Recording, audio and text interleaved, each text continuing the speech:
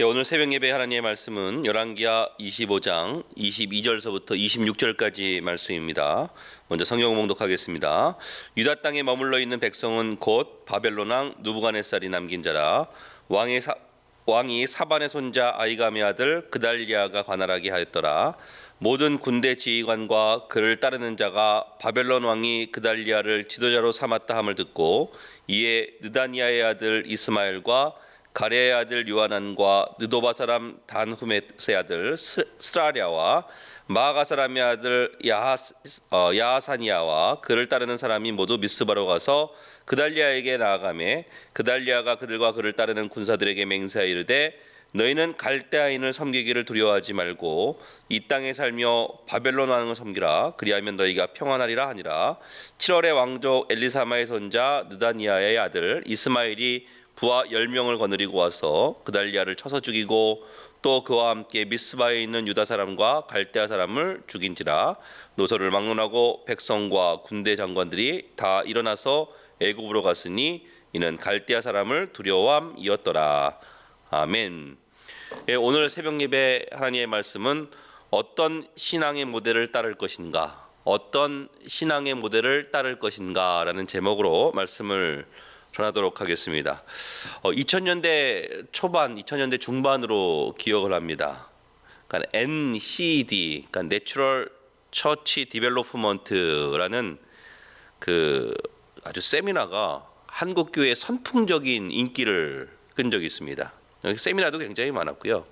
또 많은 교회들이요 이 이론을 들여와서 교회에 접목했습니다. 근데 이게 자연적인 교회 성장이거든요.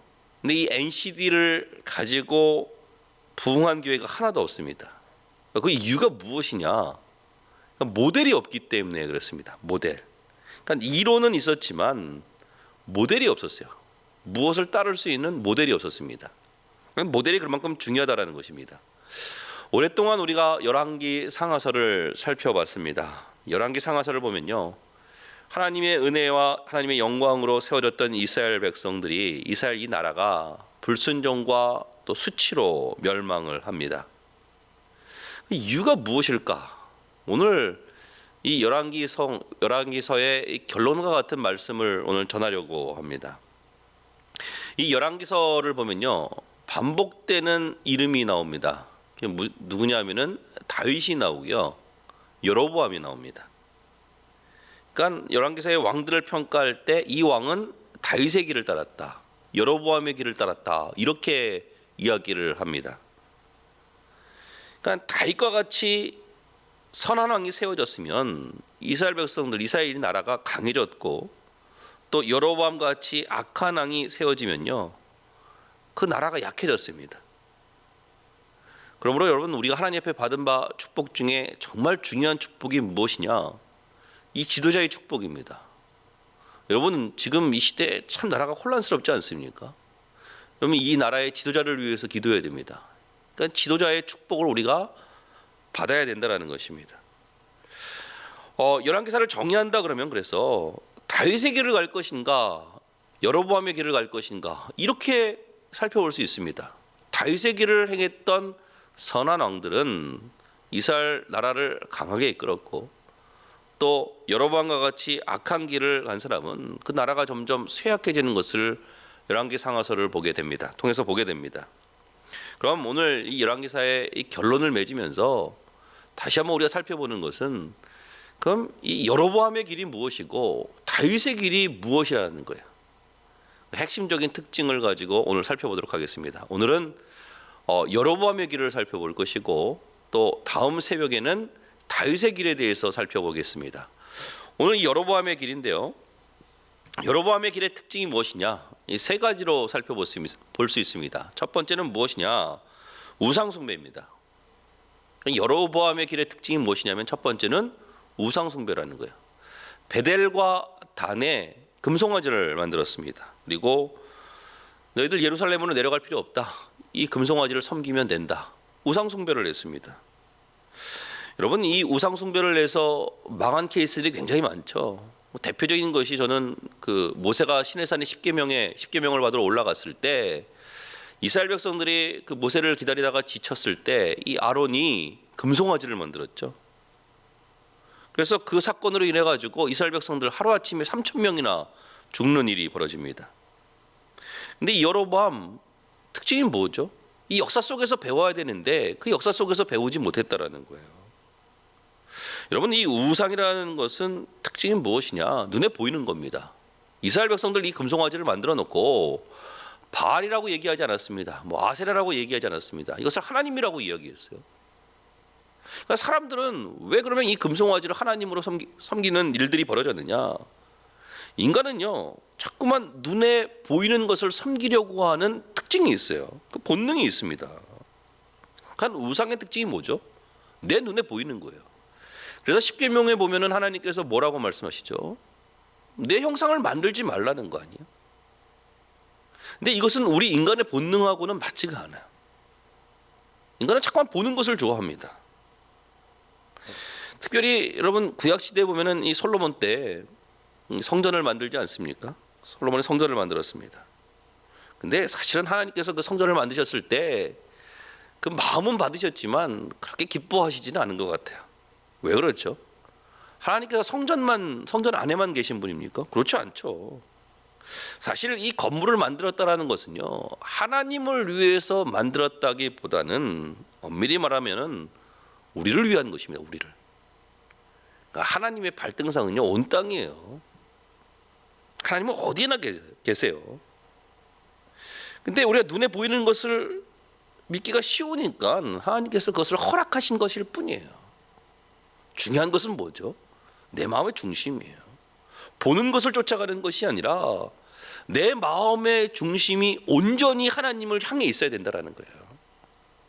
그래서 여로보암의 길, 이 첫 번째 우상 숭배를 통해서 우리에게 가르쳐주고 있는 것은 무엇이죠? 보이는 것을 쫓아가지 말라는 거예요. 이게 여로보암의 길이었습니다. 두 번째 여로보암의 길의 특징은 무엇이냐? 불순종입니다. 불순종. 당시에 제사장들은 레위인만 될 수 있었습니다. 근데 이 레위인들 예루살렘에 다 모여 사니까 레위인들이 없는 거예요. 제사장을 세울 사람들이 없는 거예요. 그래서 아무나 일반인들을 제사장으로 세우는 일들이 벌어졌습니다. 여러분, 원래 이 레위인들은요, 하나님께서 말씀하신 거예요. 직접 말씀하신 거예요. 그리고 제사를 위해서 세우라고 하신 명령이 있습니다. 그 시작이 하나님의 말씀이에요. 근데 지금 여로보암이 그 하나님의 말씀을 거역하고 있다는 거예요. 여기서 우리가 적용할 수 있는 말씀은요, 여러분, 우리가 하나님의 일을 할 때 이것이 어디서부터 나왔는지를 우리가 살펴볼 줄 알아야 됩니다. 여러분, 우리가 하나님의 일을 할 때 뭐 재능이 있고 은사가 있고 그 일에 대해서 능숙하게 잘하고, 물론 이런 것도 중요합니다. 근데 제일 우리가 하나님의 일을 하는 데 있어서 중요한 것은 하나님의 부르심이거든요. 하나님이 택하여 주셨다는 거거든요. 여러분, 하나님의 부르심에서 출발을 했을 때 우리가 어려운 일을 만나도 그것을 포기하거나 중단하지 않는 거예요. 왜요? 하나님께서 부르셨기 때문에 나를 책임져 주시는 것이 있거든요. 근데 이런 하나님의 말씀, 하나님의 부르심에 대해서는 이 여로보암은 생각하지를 않아요. 주님의 기능적으로만 생각하는 거예요. 그 일을 그냥 감당하면 된다라고 생각하는 거예요. 여러분, 하나님께서는 항상 우리의 마음의 중심을 보시는 것을 기억해야 됩니다. 예를 들어서 우리가 하나님 앞에 찬양을 할 때도 뭐 찬양을 잘 부르면 좋죠. 그러면은 못 부르는 찬양은 하나님께서 받지 않으십니까? 그렇지 않죠. 우리가 어떤 일에 대해서 능숙하게 잘해야 된다는 것은 인간의 생각이에요. 하나님께서 우리의 마음의 중심을 보십니다. 그래서 기억해야 될 것, 하나님의 부르심으로 우리가 일을 할 줄 알아야 돼요. 능숙함보다도 하나님 말씀에 순종하고 하나님의 부르심으로 일을 할 때 하나님께서 그 사람을 세워주시고 그 사람을 통해서 역사하신다는 것입니다. 그러니까 여로보암의 두 번째 길 특징, 불순종이라는 것을 기억하시고 여로보암의 길을 걷지 않는 그런 우리 성도님들 되시기를 주님으로 축원합니다. 세 번째 여로보암의 길의 특징이 무엇이냐면은 하나님이 주인이 아닌 사람이 주인이었다라는 거예요. 그러니까 인기를 추구했어요. 당시 초막절이 7월 15일, 이 초막절기를 지켜야 되는데 이것을 멋대로 8월 15일로 옮겨버립니다. 이스라엘 그 절기를 보면요, 7월 1일은 나팔절이고요, 7월 10일은 대속절이고요, 7월 15일은 초막절이에요. 그러니까 당시에 농사를 짓는 이스라엘 백성들에게 있어서 이 절기들이 계속 겹치다 보니까 바쁜 거예요. 그래서 이 여로보암이 무슨 생각을 했냐면, 이 바쁜 절기를 넘겨서 또 다른데 좀 편한 시간대에 이것을 섬기면, 절기를 지키면 사람들이 좋아할 것이라고 생각을 했어요. 근데 이것이 결국 하나님 보시기에 악한 일이었다는 것입니다. 여러분, 우리 기독교인들은요, 인본주의로 사는 것이 아니에요. 신본주의로 사는 거예요. 사도 바울을 보십시오. 사도 바울이 갈라디아서 1장 10절에서 이렇게 고백을 합니다. 이제 내가 사람들에게 좋게 하랴, 하나님께 좋게 하랴, 사람들에게 기쁨을 구하랴, 내가 지금까지 사람들의 기쁨을 구하였다면 그리스도의 종이 아니니라. 그러니까 사도 바울은요, 사람들의 인기를 따라서 움직인 것이 아니라 하나님의 뜻을 따라서 행했습니다. 우리에게 필요한 것이 바로 이것이라는 거예요. 근데 여러분 어떻게 하죠?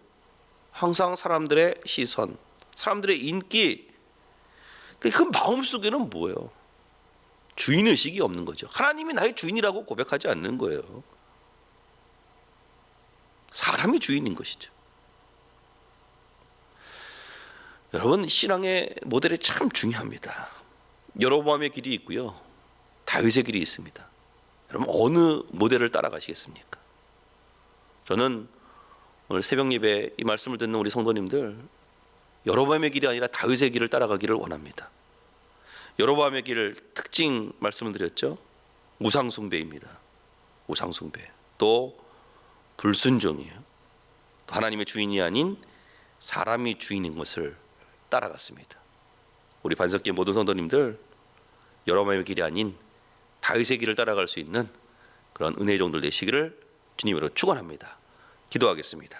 사랑의 하나님, 감사합니다. 하나님, 우리에게 좋은 신앙의 모델을 하나님께서 세워주셨사오니 그 좋은 신앙의 모델을 따라갈 수 있는 저희들 되게 하여 주옵소서. 여로보암의 길이 있고 다윗의 길이 있습니다.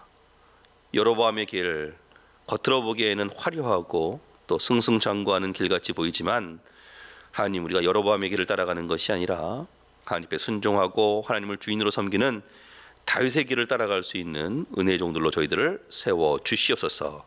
예수님의 이름으로 기도했사옵나이다. 아멘.